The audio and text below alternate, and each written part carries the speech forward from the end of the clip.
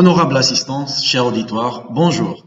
Si je vous parle en ce moment par le biais de cet enregistrement différé, cela signifie vraisemblablement que pour une raison ou pour une autre, la visioconférence n'a pas pu se faire. Et heureusement, nous avons prévu ce plan B en ce cas de figure. Ainsi, mon intervention du jour portera sur un des axes majeurs du colloque, à savoir la représentation en littérature de la communauté maghrébine dans ses rapports avec la classe politique française, dans la saga littéraire Les Sauvages de l'écrivain français d'origine algérienne Sabri Louata, paru aux éditions Flammarion en 2011. En effet, l'idée d'une élite politique impose ses volontés à la société, notamment en matière d'immigration, d'intégration et d'islam, est courante dans le discours politique français. Son association avec le populisme d'extrême droite a été clairement démontrée lorsque le secrétaire général du Front National, Nicolas B., a tweeté que la victoire de Donald Trump aux élections présidentielles américaines de 2016 représentait la victoire du peuple contre ses élites. L'extrême droite accuse généralement ces élites de permettre aux musulmans de saper la République laïque en prétendant généralement qu'ils sont incompétents ou aveugles à la menace musulmane présumée. Certains polémistes cependant les accusent d'avoir des motifs plus sinistres. Renaud Camus prétend que la classe politique autorise délibérément ce qu'il appelle le grand remplacement du peuple et de la société française par une alternative islamique.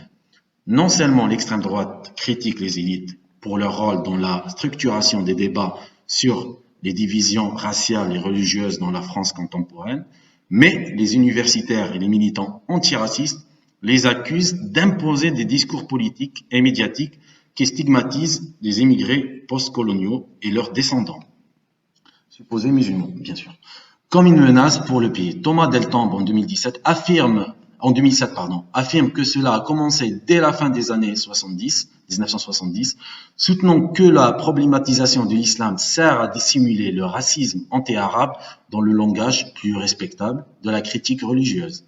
Les récents attentats terroristes islamistes en Occident ont permis aux musulmans d'être encore plus stigmatisés en masse en tant que terroristes potentiels. Au titre d'exemple, le maire de Bordeaux, Alain Juppé, après les attentats terroristes de Paris de novembre 2015, a affirmé que les musulmans français doivent dire clairement qu'ils n'ont rien à voir avec l'État islamique. Les sociologues Abdelali Hadjad et Marwan Mohamed soutiennent quant à eux que divers facteurs ont incité les politiciens et les médias à stigmatiser les musulmans ou ceux qui sont perçus comme musulmans. De cette façon, au fur et à mesure que les différences entre les programmes économiques de gauche et de droite se sont atténuées, les questions sociales sont devenues des champs de bataille politique de plus en plus importants. L'acceptation commune qu'il existe un problème musulman a fourni un tel champ de bataille permettant à gauche et à droite de se distinguer en lui offrant différentes solutions. La popularité croissante du FN a également conduit les grands partis à adopter une rhétorique anti-musulmane dans l'espoir d'attirer des lecteurs d'extrême droite. De même, depuis la révolution iranienne de 1979 et en particulier depuis les attentats terroristes de 11 septembre 2001, la couverture sensationnaliste d'articles relatifs à une prétendue menace musulmane est devenue de plus en plus profitable aux médias. Contrairement à Camus, Hadjad et Mohamed ne suggèrent donc pas qu'une conspiration d'élite soit à l'œuvre. De multiples facteurs structurels, affirme-t-il, ont encouragé la stigmatisation de l'islam et des musulmans. Ainsi, ces deux écoles de pensée sont unies par la conviction que le discours entourant l'islam en France sont imposés d'en haut par une élite plus soucieuse de maintenir son propre statut privilégié que des intérêts du peuple français, musulman ou non. La soumission de Michel Houellebecq est l'expression littéraire récente la plus connue de l'insatisfaction généralisée envers cette élite.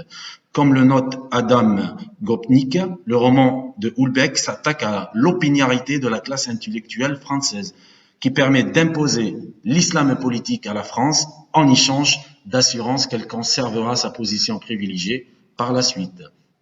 Le portrait de Houellebecq de la classe politique française a quelques points commun avec celui de Camus. Bien que l'élite politique de Houellebecq ne soutienne pas activement la radicalisation en France, c'est sa décision de former une coalition avec la fraternité musulmane de Mohamed Ben Abbas, qui remporte ensuite l'élection présidentielle de 2022, qui lui permet de réaliser cette islamisation de la France.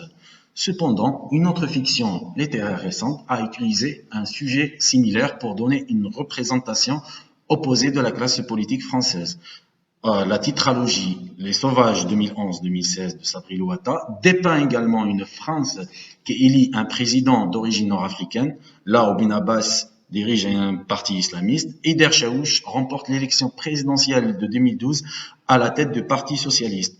Loin de chercher à imposer l'islam politique comme Ben Abbas Chaouch n'est même pas un musulman pratiquant dans le récit de Louata. Cette titralogie s'inspire des convictions de plusieurs genres pour dépeindre l'élection et ses suites, intégrant notamment des éléments de la saga familiale alsacienne et du thriller politique. Louata décrit Les Sauvages comme un roman feuilleton en 4 volumes, également inspiré des séries télévisées américaines de multiples saisons qui considèrent comme le roman du XXIe siècle. L'influence de ces genres est particulièrement évidente dans son utilisation du chapitre court et rapide, se terminant par des cliffhangers. Pour livrer une histoire où l'on découvre progressivement le type de complot gouvernemental le plus étroitement associé au thriller politique. Toutefois, je tiens d'abord à préciser comment le terme élite doit être compris dans mon intervention et à quoi il fait référence. Dans le discours politique, le terme est généralement mal défini, signifiant tout ce qui conspire à manipuler la société dans son propre intérêt et contre celui du peuple. Autre terme vague qui ne sera pas nécessaire d'explorer ici. L'élite, généralement liée à la classe politique, aux médias dits grand public et au monde de la finance, est considérée comme étant au cœur d'un système tout aussi vaguement défini. Ces termes peuvent être appliqués de manière si large qu'aux élections présidentielles françaises de 2017, des candidats aussi différents que Jean-Luc Mélenchon, Emmanuel Macron, Marine Le Pen et même l'ancien Premier ministre François Fillon se sont tous présentés comme anti-système. La place centrale qu'occupe ce terme dans le débat politique contemporain en France et ailleurs témoigne d'un mécontentement généralisé à l'égard de la situation actuelle que les politiciens de tous bords cherchent à exploiter en se présentant comme des étrangers qui défient une institution égoïste. Dans le cadre de la fiction de Louata, le terme désignera les membres de la classe politique et les journalistes normalement supposés complices dans leurs manœuvres. Cette définition large est partagée par la plupart de ceux qui se plaignent de l'influence de l'élite avec des désaccords sur les médias et les sections du spectre politique qui devraient être inclus. Les politiciens impliquent leurs opposants, les polémistes comme Camus prétendent que la droite et la gauche sont complices en permettant à la France d'être islamisée. Hadjet et Mohamed soutiennent au contraire que les politiciens et les médias de tout spectre politique sont complices dans la stigmatisation des musulmans. La représentation de l'élite par les sauvages est la plus proche de cette dernière, bien que, contrairement à Hadjat et Mohamed, et en accord avec son adoption des tropes du thriller politique, Louata présente une conspiration organisée. Le jour de scrutin, Chaouch est abattu par le personnage de Krim Nirouche, un jeune homme d'origine algérienne de la ville de Saint-Étienne. Krim est supposé avoir été manipulé par son cousin aîné Nazir pour qu'il commette l'attaque. Mais la conspiration va beaucoup plus loin. Nazir était à la solde des conspirateurs dirigés par Pierre-Jean de Montesquieu, secrétaire particulier principal de Marie-France Vermorel, ministre de l'Intérieur en exercice, qu'il avait auparavant employé pour manipuler des jeunes hommes aliénés d'origine maghrébine en vue de planifier des attaques djihadistes avant de pouvoir agir et serait arrêté pour terrorisme, ce qui permettait à Montesquieu et à ses complices, travaillant dans le domaine de l'application de la loi, de récolter à la fois les fruits de leur efficacité apparente et de faire des musulmans des boucs émissaires comme une menace à la sécurité publique. Refusant de permettre à Chaouch de devenir président, Montesquieu se tourne vers Nazir pour trouver un jeune homme prêt à assassiner le candidat socialiste. Nazir choisit son cousin pour accomplir ce méfait. Voyant qu'il ne peut pas s'intéresser qu'à un crime à l'islam radical, Nazir va exploiter l'aliénation de ce jeune homme de la banlieue défavorisée de Saint-Étienne, qui l'a conduit à la petite délinquance après qu'un abandon précoce par ses professeurs l'a laissé sans qualification et incapable de trouver un emploi satisfaisant. En particulier, et persuade Crime d'attaquer le nouveau président en l'encourageant à blâmer l'État français pour la mort de son père, un ouvrier tué par la fumée toxique qu'il inhalait en travaillant. Bien que les motivations personnelles de Nazir soient moins claires, lui aussi utilise en privé le langage de la classe sociale plus que celui de la religion. Lorsque des émeutes éclatent dans les banlieues du pays après l'attaque de Chaouch, ils se vantent d'avoir incité les classes maudites à honorer leur colère. Les Sauvages, page 114. Lorsqu'il fait appel à l'islam radical, ce n'est que pour manipuler les autres. Son frère Foued prétend même que Nazir n'a jamais eu une seule pensée religieuse de toute sa vie. Alors, on trouve ça dans Les Sauvages, page 306-307. Montesquieu et ses acolytes, cependant, veillent à ce que la couverture médiatique précoce de l'attentat suppose qu'il s'agit d'un acte terrorisme islamiste. Le co-conspirateur Xavier Piccioli, rédacteur en chef du site d'information avenus.fr, bien entendu fictif, il ne faut pas, ne cherchez pas, joue un rôle central dans la promotion de ce récit. Peu après l'attentat, Montesquieu lui transmet une vidéo des parents innocents de Crime et Nazir arrêtés pour interrogatoire. Il la publie rapidement sur son site web, laissant entendre que toute la famille pourrait être une cellule terroriste. L'arrestation subséquente de plusieurs connaissances de Nazir est qualifiée de coup de filet antiterroriste par les médias, ce qui souligne que certains d'entre eux sont liés à l'islamisme radical. Malgré l'absence des preuves impliquant Crime ou des proches de Nazir dans l'attaque, un conspirateur ajoute dans une interview à la radio que les personnes arrêtées pourraient être liées au réseau Nirouche. Cette accumulation de couverture médiatique permet à Vermorel de passer rapidement de l'affirmation selon laquelle aucune piste n'est exclue, dans la détermination des motivations de Nazir à stigmatiser l'islam comme un ferment de décomposition nationale. De facto, la population d'origine immigrée postcoloniale, présumée musulmane, sont stigmatisées par association. Piccioli affirme que la proclamation présumée de la famille Nirouche comme une cellule terroriste, alors qu'elle était considérée par ses voisins comme étant une famille sans histoire, démontre l'échec de l'intégration. On trouve ça dans plusieurs pages du roman 265, 328, 558. La description par l'Ouattara de la couverture manipulatrice par les élites politiques et médiatiques de cette attaque, bien qu'absolument pas motivée religieusement, pour promouvoir le récit que la France a un problème musulman. Résonne avec la thèse de Hadjat et Mohamed, mais pourquoi les conspirateurs sont-ils si déterminés à faire en sorte que Chaouch ne puisse pas devenir président? Si le racisme personnel de Montesquieu joue un rôle, il est moins important que la volonté de Chaouch de combler les fossés raciaux et religieux de la société française, et dans l'espoir aux jeunes marginalisés d'origine immigrée postcoloniale de réussir en France. Comme le dit Fouad Nirouche, quand les gamins de la banlieue vont voir Chaouch réussir, ils pourront enfin dire qu'un type qui me ressemble peut devenir président de tous les Français. Son oncle Toufik précise qu'il s'agit d'un désir d'inclusion plutôt que d'un simple succès personnel, en disant que Chaouch va réunir les Français au lieu de les diviser. Des dizaines de milliers de descendants d'immigrés vivant dans les banlieues à problème en France s'inspirent de cette prospective, beaucoup s'inscrivant sur les listes électorales pour la première fois afin de soutenir Chaouch. Le désir d'unité ne se limite cependant pas à ces populations. Chaouch remporte une élection qui enregistre un taux de participation de 89,4% avec tant de jeunes qui votent pour lui et qu'on les surnomme la génération Chaouch. Les communautés ouvrières semblent également inspirées par son message. Leurs représentants syndicaux notent qu'elles ont abandonné des candidats extrémistes pour voter pour lui. On trouve ça dans les pages 89, 153 jusqu'à 458, 459. Chaouch cherche également à réduire le fossé entre la population française et ses politiciens, refusant de manipuler l'électorat pour qu'il le soutienne par le biais des tactiques utilisées par Montesquieu et Piccioli.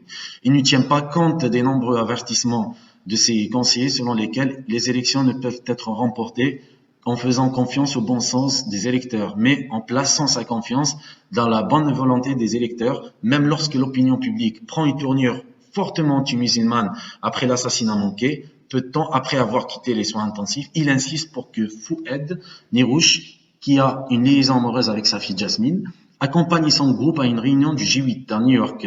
Il ne tient pas compte de l'avertissement d'un conseiller selon lequel faire preuve d'une telle faveur à l'égard de Nazir, devenu l'ennemi public numéro un, serait un suicide électoral avant les élections législatives qui suivront les présidentielles. Chaouch rétorqua que les Français sauront reconnaître le geste d'un père, le geste d'un homme envers un autre homme. Sa volonté d'établir une relation avec l'électorat basée sur le respect mutuel plutôt que sur la tromperie est démontrée par le fait que son rôle précédent du maire de la ville fictive de Grogny et connaissait les noms de tous les gamins du quartier. On trouve ça dans les pages sauvages 52, 53, 557, 558. Sa tentative de réduire la distance qui sépare la classe politique de celle qu'elle représente n'est pas seulement combattue par ses opposants de droite. Ses rivaux du PS sont également impliqués dans le complot de Montesquieu. Leur trahison est en partie motivée par le fait que, pour mettre en œuvre son projet, Chaouch présente une nouvelle génération de candidats aux élections législatives, laissant de nombreux vieux mâles blancs, des privilégiés de la politique, des barons locaux, privés de leur influence passée. Si toute l'élite politique, dont les minorités ethniques, les femmes et les jeunes, sont largement exclus, que Chaouch menace. Les sauvages, les pages 287, 288. Le fait que des politiciens de gauche et de droite soient prêts à stigmatiser toute une communauté pour protéger leur propre statut privilégié résonne fortement avec l'argument de Hadjat et Mohamed. Les intentions de Chaouch et sa volonté de surmonter les divisions raciales et religieuses restent intolérables pour l'État moderne, c'est pourquoi il doit y répondre. C'est dans ce contexte qu'il faut lire la manipulation des médias par l'élite. L'Internet, un espace partagé qui offre en principe des nouveaux espaces virtuels au potentiel anti-identitaire et démocratique, est particulièrement important. Comme le fait remarquer Sarah Ahmed, les espaces en ligne comme les groupes Facebook et les forums virtuels peuvent faciliter la création des communautés. Il est loin d'être inévitable que ces communautés en viendront sans intervention extérieure à ressembler à des communautés d'amitié. D'innombrables exemples réels en témoignent, comme ce fut le cas avec le regretté forum de notre département dont certains de mes chers enseignants présents ici se souviennent. Tandis que dans les sauvages, de nombreuses théories antisémites de conspiration apparaissent en ligne concernant l'attaque contre Chaouch, Nazir utilise également les médias sociaux pour inciter les jeunes à la violence, faisant écho aux stratégies de recrutement en ligne réussies des organisations terroristes réelles. Néanmoins, la possibilité que des communautés échappant au contrôle de l'État émergent dans cet espace partagé nécessite son intervention. Les sauvages se terminent cependant de manière plus positive. Le rassemblement politique français autour du message d'espoir de Chaouch, que la nation puisse être unie, rejetant l'ADN, l'Alliance des droites nationales, Montesquieu et plusieurs co-conspirateurs sont traduits en justice.